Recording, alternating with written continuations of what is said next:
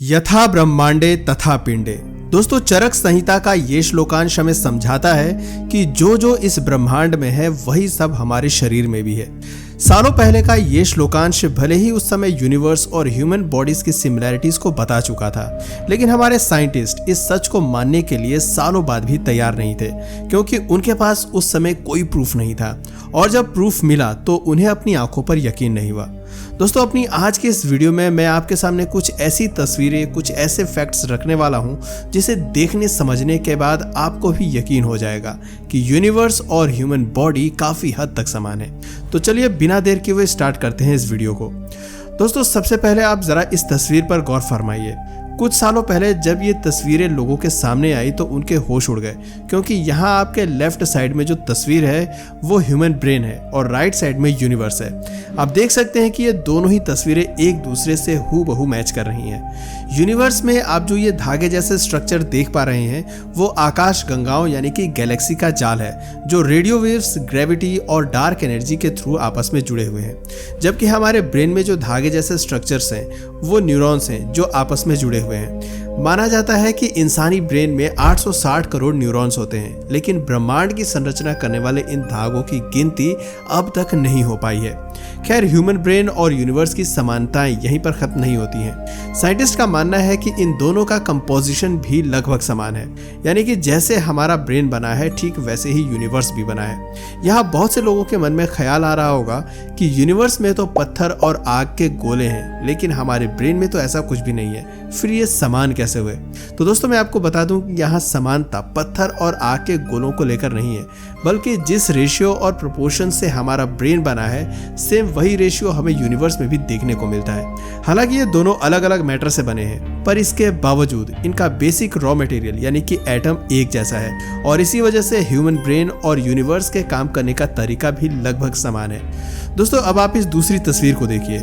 ये तस्वीर एक तारे के मरने की है और उसके साथ जो तस्वीर है वो एक कोशिका यानी कि सेल के जन्म की है। आप देख सकते हैं कि ये दोनों तस्वीरें बिल्कुल एक जैसी हैं। शायद यहाँ अगर मैं आपको नहीं बताता तो आपको पता भी नहीं चलता कि यहाँ एक तरफ ब्रह्मांड में किसी की मौत हो रही है तो वहीं दूसरी तरफ किसी सेल का जन्म हो रहा है। अजीब विडंबना है, यहाँ जन्म और मृत्यु के सिंबल, आकृतियां बिल्कुल एक जैसी हैं। वैसे दोस्तों, क्या आपको पता है कि अगर हम अपने ब्रेन के सभी न्यूरॉन्स को एक साथ जोड़ दें तो उसका जो मास होगा वो हमारे ब्रेन का 30% है। और यहाँ सरप्राइजिंग बात यह है कि यूनिवर्स में भी जितना मैटर है उसका जो भी मास बनता है वो भी पूरे यूनिवर्स का 30% है। दोस्तों, यूनिवर्स और ह्यूमन ब्रेन में एक बहुत ही बड़ी सिमिलरिटी देखने को मिलती है। ह्यूमन ब्रेन में कॉक्लिया नाम की एक हॉलो ट्यूब होती है जो स्पाइरल शेप्ड स्नेल शेल की तरह दिखाई देती है। यह हमारे कान के पिछले हिस्से में होती है, जो कि यूनिवर्स में मौजूद स्पाइरल गैलेक्सी से बिल्कुल मैच करती है। इन दोनों का स्ट्रक्चर, बनावट, इवन रेशियो भी एक जैसा ही है। दोस्तों, अब आप अपनी आंखों की रेटिना को ही देख लीजिए। आप आंख के केंद्र और चारों तरफ के स्ट्रक्चर को देखिए। आपको आंखों के अंदर धरती से 700 प्रकाश वर्ष दूर मौजूद हेलिक्स नेबुला जैसी आकृति दिखेगी। इस नेबुला की तस्वीर पहली बार यूरोपियन स्पेस ऑब्जर्वेटरी के विस्टा टेलीस्कोप ने ली थी। इसके अलावा न जाने ऐसे कितने ही नेबुला हैं जो आपको आपकी आंख के रेटिना जैसे दिखाई पड़ेंगे। शायद यही वजह है कि नेबुला को देखने पर हमें ऐसा लगता है मानो जैसे स्पेस से हमें कोई देख रहा है।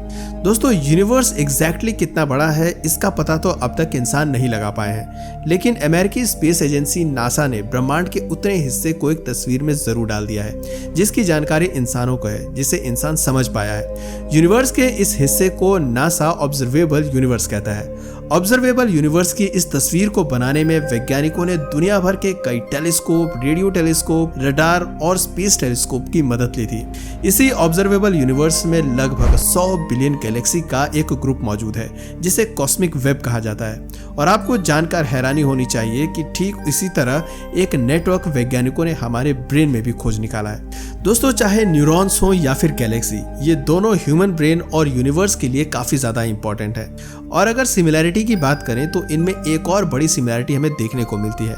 हम इंसानों के ब्रेन में करीब 70 बिलियन न्यूरॉन्स मौजूद हैं जो एक साथ मिलकर न्यूरोनल नेटवर्क बनाते हैं, जो दिखने में छोटी छोटी गैलेक्सीज की तरह नजर आते हैं। इसके अलावा यहाँ जो चीज आपको सबसे ज्यादा चौंका देगी, और शायद आप इसके बारे में जानते भी होंगे लेकिन आपने इसके ऊपर ध्यान नहीं दिया होगा, ह्यूमन बॉडी का 70% हिस्सा पानी से बना है और इसी तरह यूनिवर्स का भी 70% हिस्सा डार्क एनर्जी से बना है। और आपकी जानकारी के लिए बता दूं कि पानी और डार्क एनर्जी दोनों ही एक्टिव मटेरियल नहीं है, यानी कि दोनों निष्क्रिय हैं, जिसमें पानी इंसानी दिमाग को चलाने में और डार्क एनर्जी यूनिवर्स को चलाने में महत्वपूर्ण भूमिका निभाते हैं। दोस्तों, ह्यूमन ब्रेन और यूनिवर्स की इस सिमिलरिटी को और गहराई से समझने के लिए वेरोना यूनिवर्सिटी के न्यूरोसर्जन एल्बर्टो फेलिटी ने बोलोंगा यूनिवर्सिटी के एस्ट्रोफिजिस्ट फ्रैंको वेंजा के साथ मिलकर एक स्टडी की है, जिसके बारे में वेंजा बताते हैं कि हमने अपनी रिसर्च में दोनों सिस्टम यानी कि ब्रेन और यूनिवर्स के स्पेक्ट्रल डेंसिटी का आकलन किया है, जिससे हमें ये पता चलता है कि दिमाग में सेरिबेलम न्यूरल नेटवर्क में होने वाले फ्लक्चुएशंस के डिस्ट्रैक्शन का रेंज 1 माइक्रोमीटर से 0.1 mm तक है। यह डिस्ट्रीब्यूशन उसी तरह का है जैसे कॉस्मिक वेब में मैटर का डिस्ट्रीब्यूशन है, लेकिन यह लार्जर स्केल पर है। यहाँ यह 50 लाख से 50 करोड़ लाइट ईयर्स लेवल पर है। दोस्तों, यहाँ भले ही यूनिवर्स का फ्लक्चुएशंस विशालता में ह्यूमन ब्रेन से ज्यादा है, लेकिन यूनिवर्स और हमारे ब्रेन के साइज के अकॉर्डिंग इसका रेशियो लगभग समान है। दोस्तों, अगर अभी भी आपको ये लग रहा है कि ये समानताएं सिर्फ एक कोइंसिडेंट हैं, तो आपको नेक्स्ट फैक्ट के बारे में जरूर जान लेना चाहिए। यूनिवर्स और ह्यूमन ब्रेन इन दोनों का ही अपना अपना एनर्जी और मास है, लेकिन ह्यूमन ब्रेन का एनर्जी और मास यूनिवर्स के सामने बहुत ही कम है। और हैरानी की बात यह है कि इन दोनों में नोड्स के थ्रू इंफॉर्मेशन का जो फ्लो है, वो फ्लो इन दोनों ही सिस्टम में एनर्जी और मास का 25% है। दोस्तों, शायद आपको पता हो, हमारे ह्यूमन ब्रेन और यूनिवर्स में बहुत सारे नोड्स मौजूद हैं और इन नोड्स यानी कि फिलामेंट के कनेक्शन का रेशियो ब्रेन और यूनिवर्स दोनों में बिल्कुल एक समान है। दोस्तों, अब मैं जिस सिमिलरिटी के बारे में बात करने जा रहा हूं, उसे जानने के बाद आपको भी यकीन हो जाएगा कि इंसानी दिमाग और यूनिवर्स बिल्कुल एक समान है। दरअसल इंसानी दिमाग के मेमोरी की कैपेसिटी 2.5 पेटाबाइट के करीब होती है, और अगर हम यूनिवर्स के कॉम्प्लेक्स स्ट्रक्चर को एक जगह पर स्टोर करें तो उसके लिए हमें 4.3 पेटाबाइट का स्टोरेज चाहिए।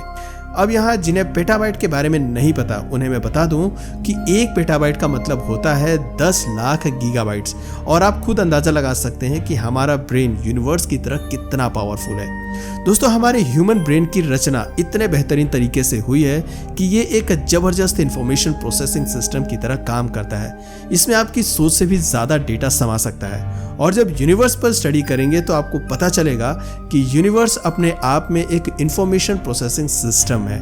आप यहाँ जो भी इंफॉर्मेशन देंगे वो अपने आप यहाँ प्रोसेस होने लगेगी और हमेशा के लिए यूनिवर्स में विलीन हो जाएगी। इन्हीं डेटा के थ्रू यूनिवर्स मैटर और एनर्जी का यूज करके डिफरेंट टाइप्स के पैटर्न को क्रिएट करता है।